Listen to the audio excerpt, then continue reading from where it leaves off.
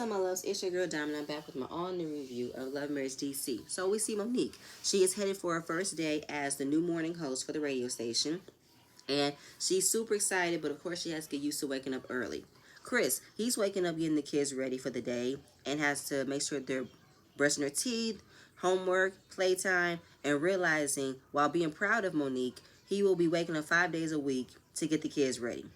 And while he's preparing breakfast, their youngest one, Chase, he's talking about me love pancakes. Chris wants him to use the correct grammar and say, I love pancakes. He wants to say it how he want to say it. Me love pancakes. Me love saying me, which was super adorable, super cute.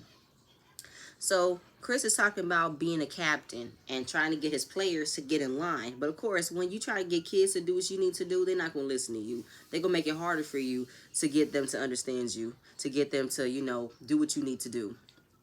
So Monique is super excited for this. Waking up at the crack of dawn, being around other people with amazing energy. This is what she's been wanting to do her entire life. She's super happy that her husband is right behind her, supporting her. And I'm happy that I have something to call my own. Ashley, she's meeting up with her editor for the book. She's almost done. She was saying she was put on this earth to be a helpful hand for other people. How other people can understand me, take my advice. And of course, I'm not the other type of other people. I'm not about to hand guide you, give you sweet words, tell you what you want to hear. No, I'm the opposite of that. I'm finna come up with a way for you to have a self-discovery about yourself. Because that's what this book is for me, a rediscovery. So, of course, she has been going back and forth with debating on whether or not she should be the face of her book. She hasn't done professional photo shots in years. And she hates how she looks in pictures. I can't tell because, Arena, you photograph beautifully. Maybe that's something that you are trying to learn about yourself. I can't tell. I think you photograph great. I think you love being on camera, to be honest. And here she is in a space where I am telling people to get out of their own way. And here I am in my own way of not being comfortable to be the face of my own book. And it's for your own book. You want to be the face of your own brand. So then she talked about a time between 2017, 2018 that she was very hard on herself. She went through a lot. She was with the kids all day. Quick's career was taking off. She was tired, and she cried for 24 hours. And she had a doctor's appointment the next day. The doctor wanted to know if she was fine. She said she was, but the doctor can tell from her bright orange eyes, it was swollen, that she was crying. She wasn't happy. So then she was diagnosed with depression. For her opening up about her depression in her book will give an insight on how people actually can get to know Ashley. And there are a lot of things about her life that she hasn't opened up with, that the book will be a clear outlook of what everything is. So the editor-in-chief wanted to know what's going on with the rest of the stuff. What's happening? So she has to submit the ending. The ending is still being written because, of course, her story hasn't ended. It's still being written, but of course, she talked about she went through a situation that brought her back to a place she never thought she'll be in with Winter. She had a good lunch with somebody. It did not end on a good note. She thought it was. Apparently it wasn't. Then there was a whole story about how things got back. That wasn't true. She called me aggressive, which you are. And she got more angry at a place where she shouldn't have been. She shouldn't have gotten angrier to that point. So she had a chapter in her book called Fuck That Shit, which means if you're trying to be positive, you're trying to move forward, and there are roadblocks, people trying to get you out of that space, run them over. Don't let them change your mind. Don't let them change how you feel. Don't let them change your hard work. And she's placing Winter as that roadblock of Ashley moving forward into getting her book done, getting to a different place in her life.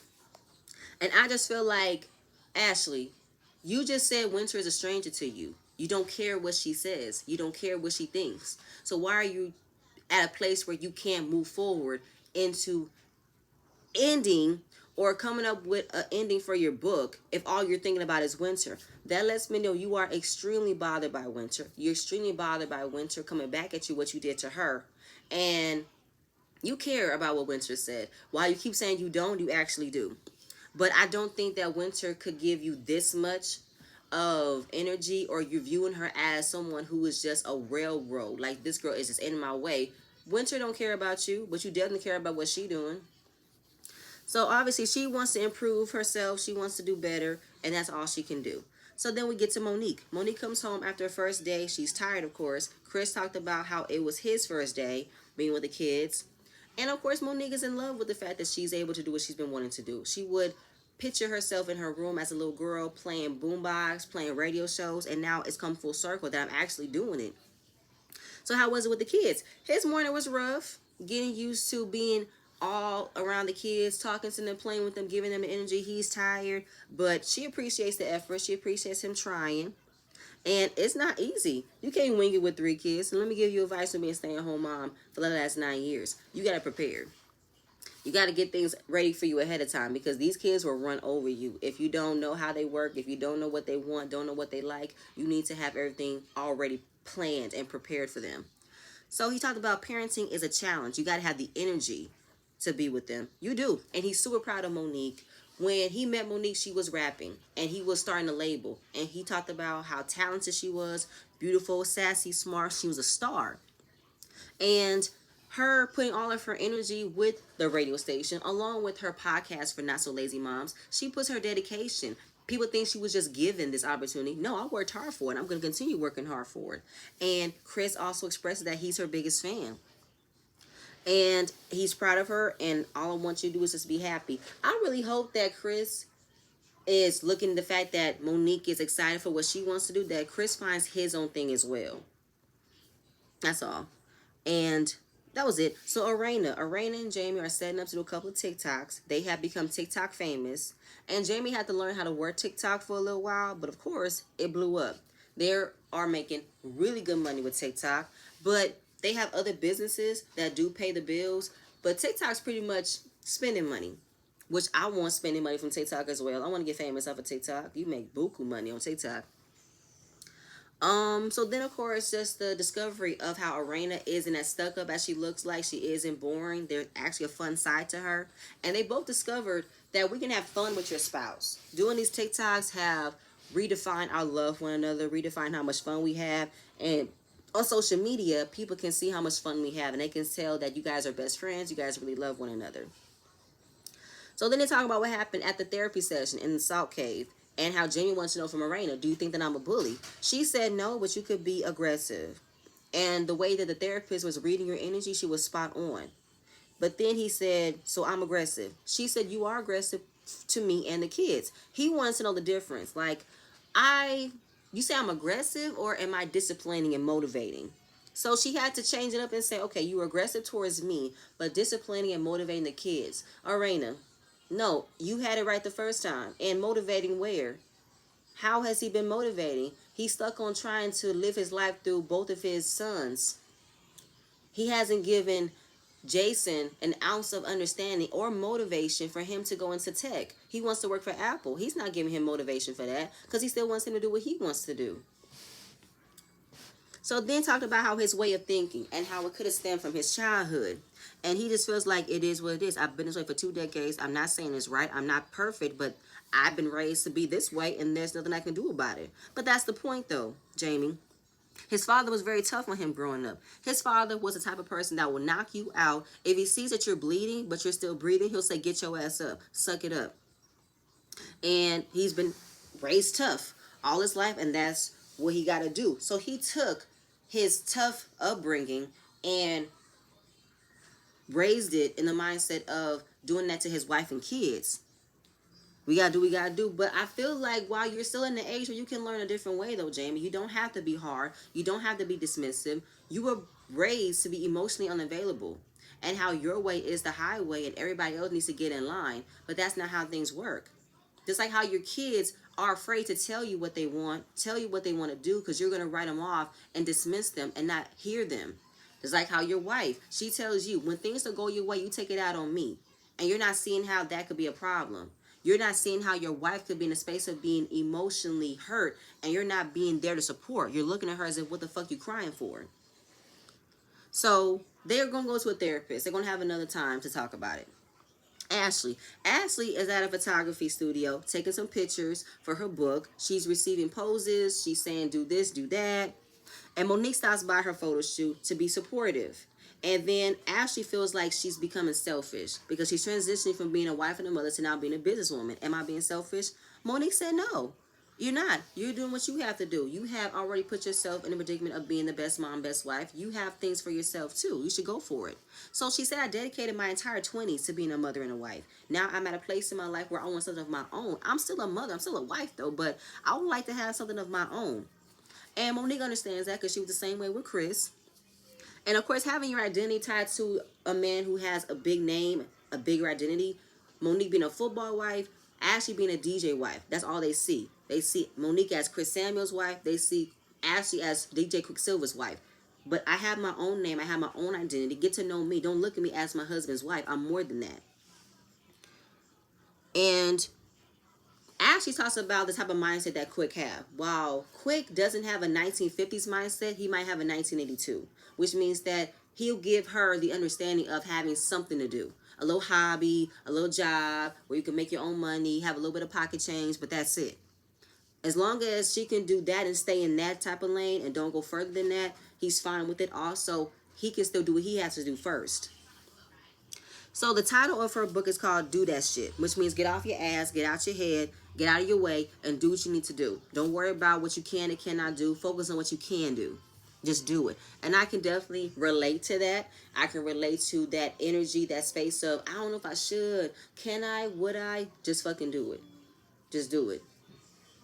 So Monique went through the same discovery, and then Monique went on and on about how she's a confident person, she's optimistic, she's a peacemaker. Monique is going on and on. All Ashley can do is just stare at her because Ashley's saying what Monique will do is talk about Monique. Anything. She will talk about everything and then some all over the place because that's what Monique do. But then Monique will drop different nuggets in topics, and then when she gets in trouble, she goes back and clean it up. And from that point on, Monique decides to be messy as hell to talk more about what happened between her and Winter at lunch. And how I thought it was this way, but it turns out it was this way. Ashley was like, what else happened? What's going on? So she tells her what Winter said, and she's going back and forth with wanting to tell her what Winter said, but be like, I don't know if I should tell you. And Ashley's saying, am I going to have to punch her in the face? What? I got to slap her? What's going on? What did she say? So she don't like when people give her husband nicknames, right? So then Ashley put two together. So she gave my husband a nickname? Yes. Okay, what's the nickname? Because her bald head ass better stop playing with me. Again, y'all actually think that that's a fucking read, and that's not a read. So she called Ashley's husband DJ Fun Size and Jamie Mr. Red Light Special. Of course, Ashley laughed because it's funny. Her husband is short, and then of course Ashley said she don't care enough that she don't care. When Ashley said she doesn't care what Winter said, but she does peep the fact that Monique wanted her to have a bigger reaction for hearing it, and it didn't land. I don't care enough, Winter said. Actually, you kind of do, Ashley. You do care enough.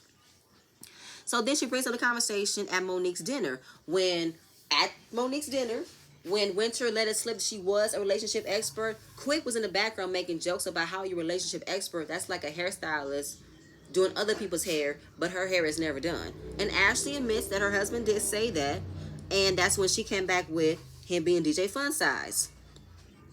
And Monique thought she was still being a friend, but I feel like you're still placing Winter on an island by herself for what she thought she could confide in you as a friend.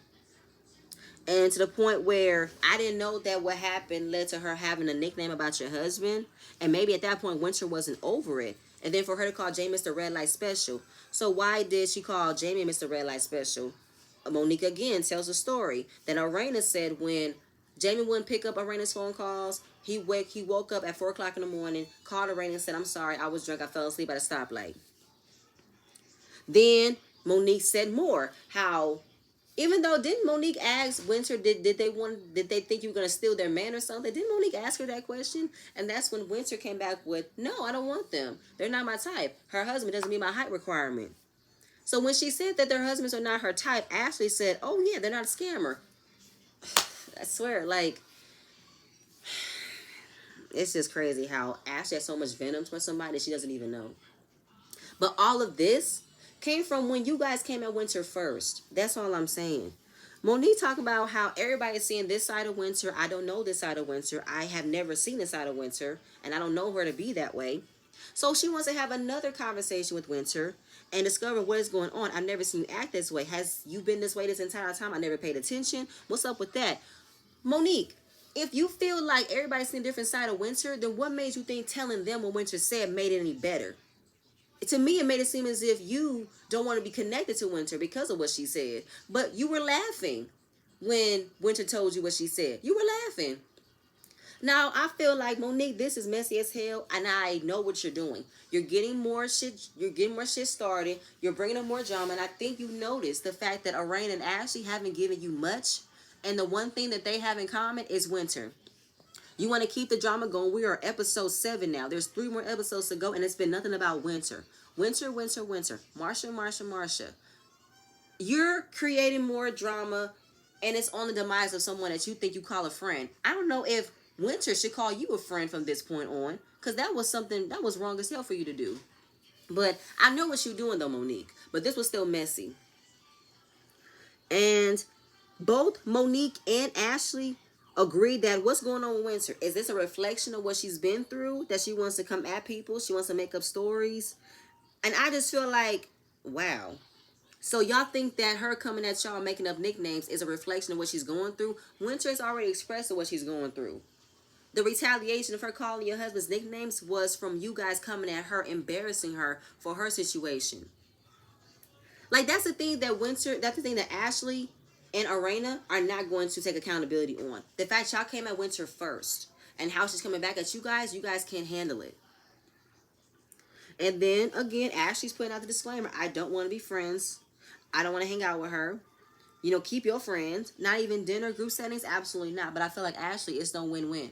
You're going to have to hang out with Winter because Winter is a part of this group. Winter has been the main talk, the main topic of conversation this entire time, entire season. So you might want to get over it quickly that Winter is going to be around. You can't control who is going to be around this group. You can't. So Quick and Chris meet up to get their foot done, to spend some time to relax, because Quick is taking on the advice of his intuitive healer, his doctor, his wife, to take some time out for himself. Get his health on right, relax, slow down with work. Chris is having a foot massage as well because he wants a break after taking care of the kids more than he had to. And he want to be able to have a break and have a chat to hang out with his friends, this and that, the third. So they have a conversation about Chris holding down the fort while Monique is working. It used to be different roles. The roles used to be reversed. Now, realizing how much she does, I can't believe how she did this. Quick can understand. Ashley is the same way. They don't realize how much they have to handle until they actually have to do it. Which is funny, though. Men always think that a woman's job is so easy, and when they have a first glimpse, they be like, what the fuck? You can do all this shit? I thought you just did this. No. Because people look at being a stay-at-home mom as like, all you do is sit on your ass all day. All you do is just do this, do that. Hell no. I barely get a chance to find 5 minutes to myself because I have to constantly pick up toys. I have to make lunch. I have to cook. I have to clean. I got to run errands. I don't get a moment to myself. I don't. I could barely take a shower without somebody calling me, Mommy, open this. Mommy, can I have this? Mommy, Mommy. It's a lot, you know? So to have both husbands have a conversation about what it is their wives do every day, it's nice to have somebody who gets it. It's nice to talk to somebody who gets it. And Quick is definitely stepping up to the plate more to help around the house because Ashley is focusing on her book. She has a podcast, a fashion line. So he had to step up around the house. And he never thought it was going to work out this way. He never thought he would have to do all of this. But he full-heartedly commend his wife about how much she does. You are superwoman, okay? So the session, they talk about how Chris and Monique opened up, and Chris wanted them to open up too. Have you taken any steps, any changes to be more than just DJ Quicksilver? Don't be the entertainer. Be the man. Not DJ Quicksilver, more than that.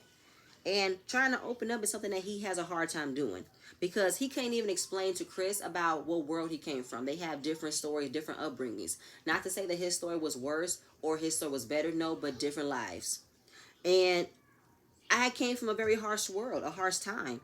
I can't even tell you about it. But his wife knows where he came from. And little by little, he's trying to be vulnerable. So learning how to be vulnerable, his wife is teaching him ways of showing vulnerability doesn't mean that you're weak. And Chris says he doesn't cry too often. It's only a certain amount of time that he can cry and what makes him cry. And Quick is the same way. He don't cry at all. Even when it came down to his mother's funeral, he didn't cry because he heard from his father, men don't cry, and that stuck with him, how men don't cry. And even though Quick can be emotional, Quick can be happy, he can be sad, he can be tired, but it doesn't show. Ashley can show she's sad, happy, tired through tears. He can feel all those things, but nothing comes out. That's been another struggle for him. And talking about you guys should go to counseling because Chris talked about his upbringing. He had a Vietnam father, three older brothers, abusive household, being mistreated, never was able to express his emotions, never was able to talk, and then going to his own world and not waking up, being a grown man in his own household. He never was learned the patience, never was learned to talk, never was learned to be understanding. He never had that. So he never knew how to handle it. He never knew how to make his household better versus than what he went through in his own household being a child. And looking to counseling. Counseling was able for me to break down my walls, break down what I've been through, and came out a different person. And in the Black community, we were taught to think that we don't have the money to go to therapy. We use excuses and we're holding stuff in, and we really need to let it out. And it made a way for him to express himself more better. So Ashley has been telling Quick to get counseling, but he doesn't want to talk to somebody that he doesn't know. And Chris talked about how Quick likes to talk. I don't think he'll have a problem talking to a therapist. I think Quick just has to get out of his mind thinking of what he can't do and thinking about what he can do. While you might find it weird to talk to somebody about your problems, but at least you have an outlet. You need to find another outlet for you to get through your trauma because you have a lot of trauma and you need to go through them and talk about them. Arena is going to a glow spot to get a consultation for a skinny BBL. She wants a voluptuous figure. I said, are you kidding me? Get this off my screen. Actually coming in once in a while we're here. She wants a skinny BBL. She wants to put fat in certain places around her booty. But Ashley says, you don't have an ounce of fat nowhere. You have no fat. And everybody doesn't need to have a fat ass. Everybody doesn't look good with a fat ass. Arena, it's okay. Little booties matter. So the doctor came in, wanted her to disrobe, and looking at Arena's body, I was getting upset. I said, Arena, go to hell. You have no cellulite, no stretch marks, no fat. You have a very great shape. Your body is beautiful. I have no idea what you don't see in yourself. And Ashley was like, listen, I have all those things. Like, girl, fuck you, because I have it all. And I'm with Ashley. Fuck you. I have stretch marks. I have cellulite. Girl, you can miss me with this, Arena. So the doctor couldn't even find an ounce of fat in her body to give her this roundness that she wants. But how she might not see immediate results. It might be 3 weeks before she see a change. But the fact that she still is looking at imperfection in her body is making me upset. And Ashley wants the fat in between her arms taken away. I was like, if you want a bigger ass, Arena, do some squats. Ashley, if you want the fat under your arm to go away, do some arm exercises. So the doctors leave. They have a separate conversation because Arena wants the perfect body ready for the summer. And Ashley is letting her know everybody has different perception about their body. There's no one way. There's no one type of body. And it's the struggle that Arena has. Is this perfection, this image of being perfect. She be looking all over Instagram and sees the girls in bikini pics and tops and shorts and this and that. She wants that perfect body. That's what she wants. And it's like, girl, that ain't real. The majority of the pictures you see on Instagram be Photoshopped, filtered, cropped, remastered. It's not all real. And of course, you know what these girls did to their bodies? You already know they went and got it done. Some of these bodies you see don't be natural. Arena, you have a natural shape. You have curves. Might not have curves like Ashley, but you have you have an hour. You have an hourglass. And if you want to work at it some more, then you can just do some exercises. You don't have a lot to not receive what you want. You have something to work with, Arena. And it's pissing me off that Arena is not seeing herself as beautiful as she is. She's stuck in that mindset of having the perfect marriage, the perfect body, the perfect husband, everything, the perfect life. Girl, perfection is not to be strived for. There's no such thing as perfection. You are beautiful. You need to see yourself as beautiful. Arena is beautiful. I don't know what Jamie has been saying. I don't know what is. She's probably looking at Jamie liking other booty pics. I have no idea. But if she's trying to make her husband look at her that way, then she needs to do something different than going to get a BBL. It's not going to look good, Arena. Your hips, your thighs, and your legs has to match your ass. It's going to look like you are a stick figure with circles drawn across your ass, and it's not going to look good. You're gonna literally, it's not gonna look good. It's gonna look weird. So after that, they started to have a conversation about Winter. Monique told Ashley more things have happened, especially how the story has been changed so many times. You know, Winter said she was ambushed. We know that didn't happen. And there's more things that Winter has been saying that never happened.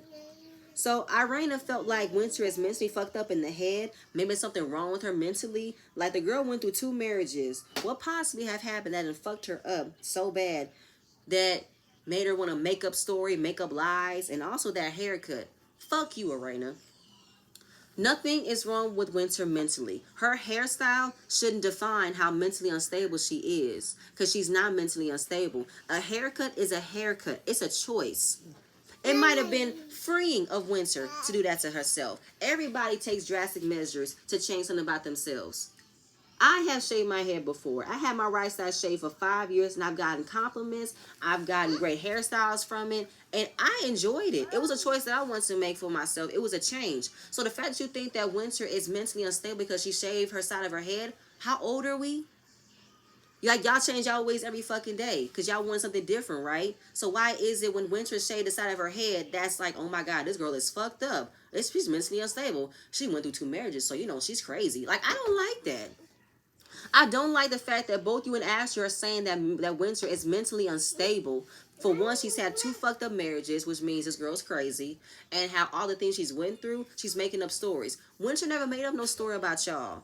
Yes, the story got misconstrued, but it wasn't a lie, and it wasn't made up. She was venting to Monique. Monique took on what she heard, and it got into a bigger issue. So now she's talking about the nicknames. She said she gave my husband a nickname. Yes, she called my husband DJ Fun Size. She laughed because he's short. And she called James Mr. Red Light Special. Arena don't like the nickname she gave her husband. And how she was taking something private, a vulnerable conversation, and came up with a nickname. And now she wants her to stop talking about her husband. Newsflash, Arena. Winter hasn't been talking about your husband. The one conversation y'all had is where it ended off with, and she's being candid with her friend, and that's where it ended from there. So it ended with Winter and Arena meeting up for lunch. Now, of course, Arena is ready to get the shit popping. She ready to get this shit over with. She does not like the fact that Winter is calling her husband Mr. Red Light Special. Stop talking about my husband. Winter doesn't know why I'm being summoned, but I feel like it's some bullshit, and I don't know what I did. So just having fake small talk about what they've been up to and how Arena's been hearing rumors about her husband. And I've been hearing from Monique and Ash that you call my husband a nickname and that you're lying and everything. So, of course, Winter is saying Monique is still jet lagged because right now more shit's coming out, more confusion. And let me interject for a second. So she did have a conversation with Monique as girlfriends. I've been friends with her for 15 years. We talk candidly. You talk shit with your girlfriends. It happens, right? Arena said yes, but she wants to put in the confessional that I don't care if you're sisters. I don't care if you're friends. Do not discuss my relationship that I share with you. Do not discuss my personal information. But basically, Winter can't even explain because Arena is going off about this and that and the third and how, listen, I was just talking. I'm talking to Monique. I'm being candid. I'm being sarcastic. I am not talking in order. And I'm just telling her what happened. And then, of course, while trying to explain herself, Arena's not listening and thinking that what I said to Monique, it made it bigger than what it was, but it didn't. I was venting. I'm not attacking your husband. That's not what I'm doing. That's not what I do. And then, of course, Arena was confused. Like, yes, because you never said nothing about my husband. We never had a conversation about my husband. That never happened. So she said again, listen, I'm very sarcastic. I was talking to Monique as my friend, and yes, I did call DJ Mr. Fun Size. And then Arena wanted her to stop and say nobody wants to hear that, which is confusing as hell. And Arena doesn't want to get to know Winter at all. How can you do that to me when I decided to get to know you and you do this to me? I just feel like, Arena, you had a conversation with her on camera about how your husband had made you feel. You opened that door with how you and your husband had infidelities. He caught you having an emotional affair, but you never caught him. You found it suspect that he never picked up your phone call, but decided to call you at 4 o'clock in the morning saying how he fell asleep at a red light. You don't believe that. And how you said, how are you sharing private information that I shared with you? But you never told Winter that it was private. You said, Winter, please don't share that with anybody. But I feel like that's bullshit, even if you did tell her. Even if Winter was supposed to know or not know. Girl, you on a reality TV. Everything is on camera. You were mic'd up when you told Winter that, and you're mic'd up now saying in a confessional. So you can miss me with that, Arena. You can miss me with that, Arena. And like, it's bullshit. People want to come at Winter how Winter's being messy. Okay, she was being messy for talking shit to her friend, but Monique carried it more, and it made it even worse. But I feel like Arena is also guilty as well, because you decided to open up that door and talk about your marriage on camera, where it's gonna get discussed anyway. So now they're going back and forth. Winter is not being heard. And how am I supposed to know when I'm supposed to talk about something if you told me anyway? It's on camera. Girl, good night and goodbye. And she said, I wasn't making rumors about Jamie. And she wasn't. She was repeating what you told her, which is what everybody wanted to do at Winter. Winter said what she wanted to say, and y'all took information that Winter shared. So right back at Arena. It ended with Arena having the audacity to look at Winter and said, do you think you're mentally fucked up from your relationships? Are you fucking kidding me? You fucking bitch. Winter is not defined by her past marriages. She's not. While she got out of her first marriage because that was fucked up, she got out of this one because it was fucked up. Winter has owned her part in how this marriage came about. But other than that, this marriage was fucked up anyway. But not by her fault entirely. So fuck you for thinking that Winter is this mentally unstable person who goes out of her way to make other stories up, to come at other people's marriages, when that's not what she did. What she did was in retaliation of what you guys did to her. Both you and Ashley were laughing in glee of her demise. Y'all want to embarrass Winter for what she did. So y'all can miss me with that bullshit. I hope that they start the episode next weekend right at this point. I want Winter to get in Arena's ass. Because Arena, you are I can't even find the words because I feel like fuck you, Arena. All I want to say is fuck you, kiss my ass, and go to hell. Your husband made you like a fucking fool last episode when you wanted to cry about wanting to be perfect and he couldn't understand what the fuck you crying for, and he wanted to nudge you to get you to stop fucking crying. Arena, you are in an emotionally abusive relationship and you're taking out on Winter, all because she gave your husband a nickname of information that you shared. You shared that you don't believe your husband fell asleep at a stoplight. It's based off of what you feel and not Winter. Anyway, kiss my ass, Arena. Go to hell. Y'all, that's all I have. Please stay tuned for this video, and I'm going to see you guys later. Bye.